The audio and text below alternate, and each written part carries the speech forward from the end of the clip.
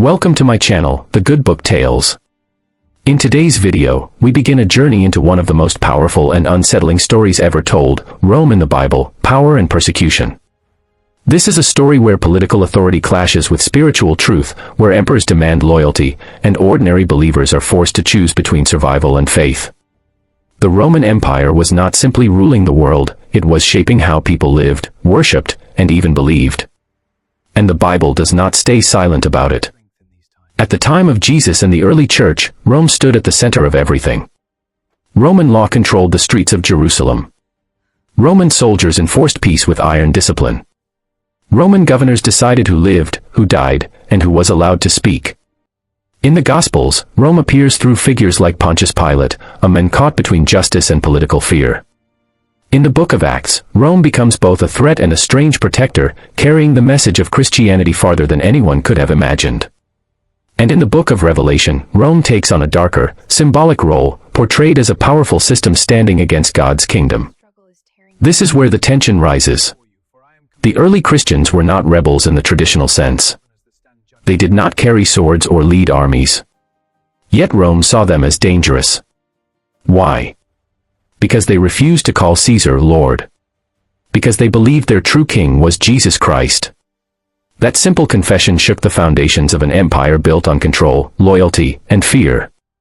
Persecution followed, not always constant, not always organized, but always present. Faith was tested in homes, marketplaces, prisons, and courtrooms. As we explore Rome and persecution in the Bible, we will meet unnamed believers who risked everything, powerful rulers who feared losing control, and sacred writings that spoke hope into a world ruled by force. This is not just ancient history. It is a human story of courage under pressure, truth under threat, and faith facing empire. But here is the question that changes everything. Was Rome merely an enemy of Christianity, or was it unknowingly part of a larger divine plan?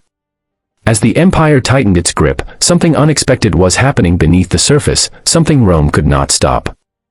And in the next part of this story, we will uncover how power tried to silence faith, and how faith responded in ways that still echo today.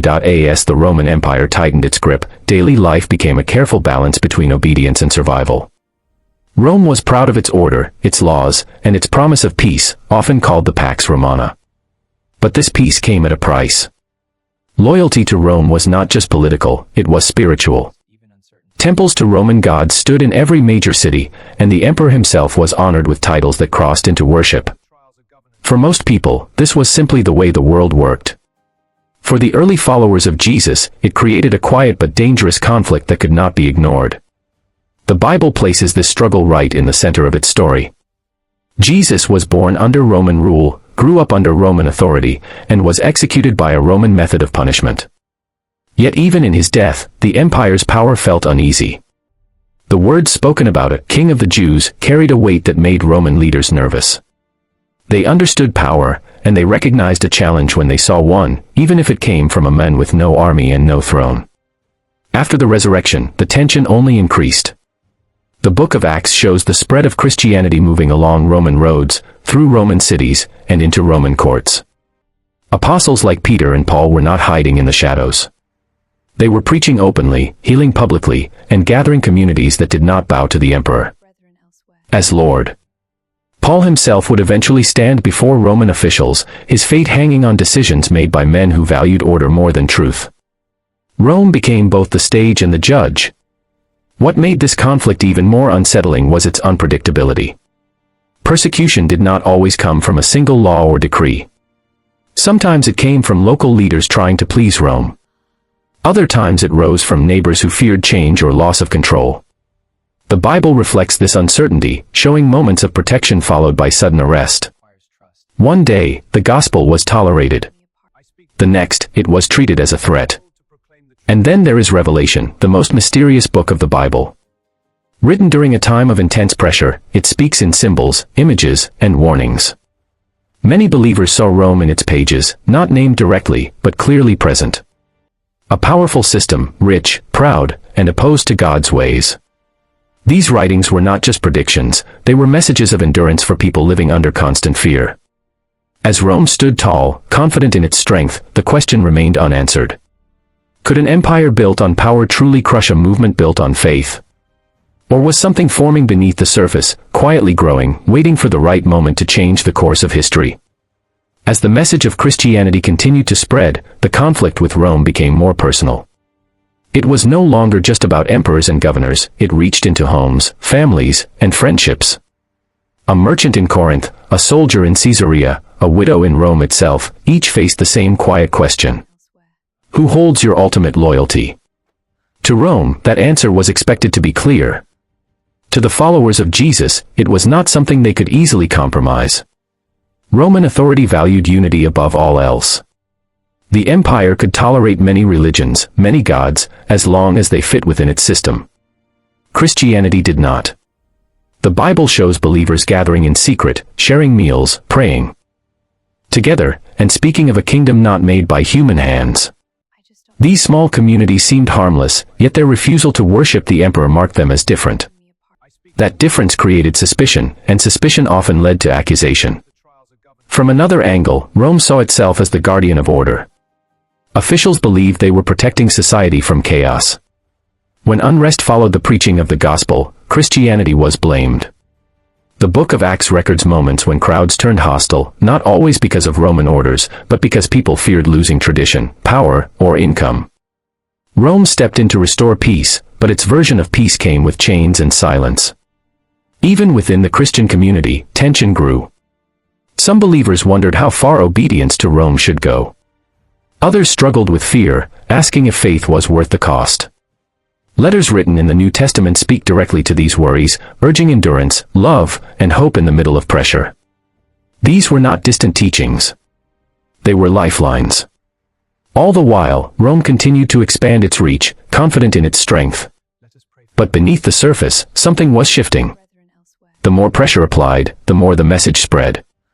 And as both sides pushed forward, neither seemed willing to step back, setting the stage for a clash that would test the limits of power and belief. As the years passed, the distance between Rome and the Christian faith grew thinner, almost fragile. What once felt like a quiet disagreement now stood at the edge of open confrontation. The Roman Empire was vast, confident, and deeply invested in its image of control. Any movement that refused to blend in, that spoke of another kingdom and another lord, began to feel like a crack in the foundation. The Bible captures this growing tension in subtle but powerful ways, through arrests, trials, and moments where a single word could decide a life's direction. Believers sensed the change. Gatherings became quieter. Trust was tested. A knock at the door could mean nothing, or it could mean everything. Stories traveled faster than letters, of friends taken away, of teachers silenced, of communities suddenly scattered. Rome did not always need force to create fear. The possibility alone was enough. And yet, the message continued to move, carried by people who believed that truth was worth the risk. From Rome's perspective, the pressure was also building. Emperors faced unrest, economic strain, and constant threats to authority. In times of uncertainty, unity became non-negotiable. Refusing to honor the emperor was no longer seen as a personal belief, it was seen as disloyalty. The line between faith and rebellion blurred. Roman officials were forced to decide how far they would go to protect the empire's identity. The Book of Revelation echoes this moment of rising intensity. Its visions speak of struggle, endurance, and a final test between power and faith. To those living under Roman rule, these words felt urgent and close. They were not distant symbols. They reflected the world outside their doors. Everything was moving toward a breaking point. Rome stood firm, demanding allegiance. The followers of Jesus stood quietly, refusing to surrender their belief. Two claims of authority faced each other, neither willing to yield. And as the tension reached its peak, one question remained unanswered: when power and faith finally collide, which one will endure? Just when it seemed the conflict between Rome and the early Christians could only move in one direction, the story took an unexpected turn. Instead of fading under pressure, the Christian faith began to reach places no one had planned. The very systems Rome built to control the empire became pathways for the message it feared. Roman roads carried missionaries. Roman ships carried letters. Roman law, meant to enforce order, sometimes protected believers long enough for their voices to be heard. This twist made the tension even sharper, because Rome was now unknowingly supporting the spread of what it could not fully control. The Bible hints at this irony again and again. Paul's appeal to Roman citizenship saved him from immediate harm and carried him closer to the heart of the empire. Trials meant to silence him turned into opportunities to speak about Jesus before governors and kings. Even imprisonment could not stop the message. In fact, it seemed to strengthen it. Faith grew in unexpected places, even within households connected to Roman authority. This was not a loud rebellion, but a quiet expansion that unsettled those in power. At the same time, Rome began to change its approach. What was once ignored became watched. What was once tolerated became questioned. Rumors spread that Christians were undermining tradition, weakening loyalty, and threatening the unity of society.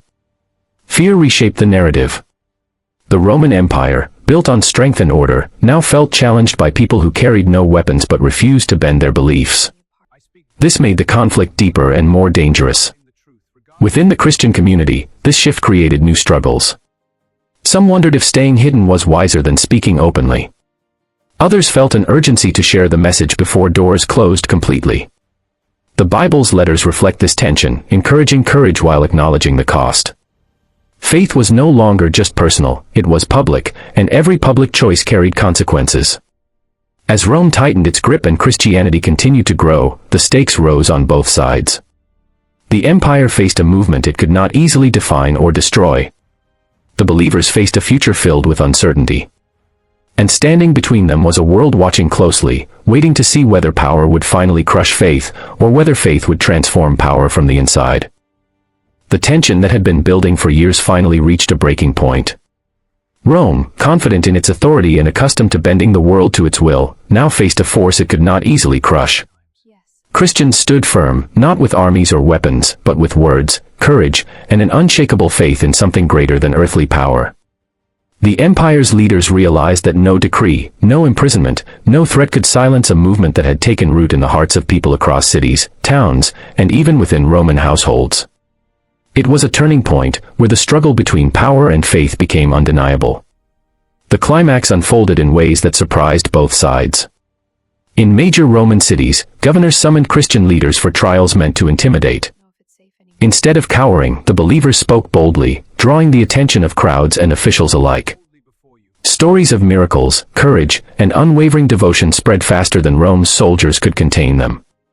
Pilate's shadow of authority, once feared, now seemed almost irrelevant against the quiet but unstoppable movement. Even the empire's most loyal citizens began to wonder if their allegiance to Caesar was truly the ultimate standard of loyalty. In the heart of this confrontation, a subtle but powerful twist emerged.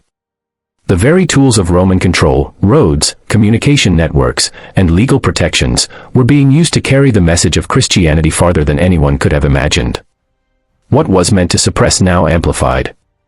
Rome's power, built on obedience and fear, inadvertently became a conduit for the very faith it sought to destroy. This irony was not lost on those living in the empire. Faith and power, long seen as opposing forces, now collided in an unexpected fusion of strength and endurance. Yet, even as Christianity gained momentum, the final twist lingered. Rome did not vanish overnight, and neither did the fear and danger that had once stalked the believers.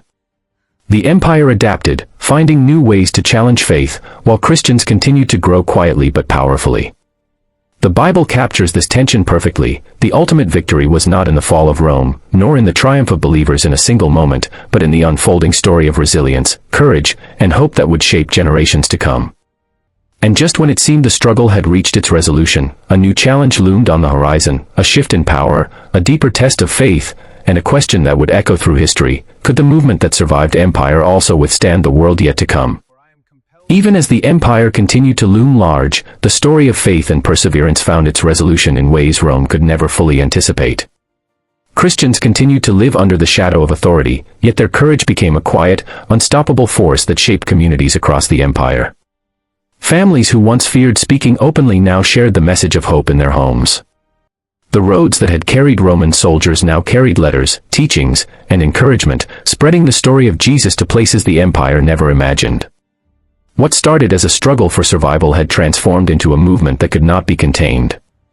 The Bible leaves a lasting message in this moment: true power is not measured by armies or walls, but by endurance, faith, and the ability to inspire others. The early Christians did not defeat Rome through force.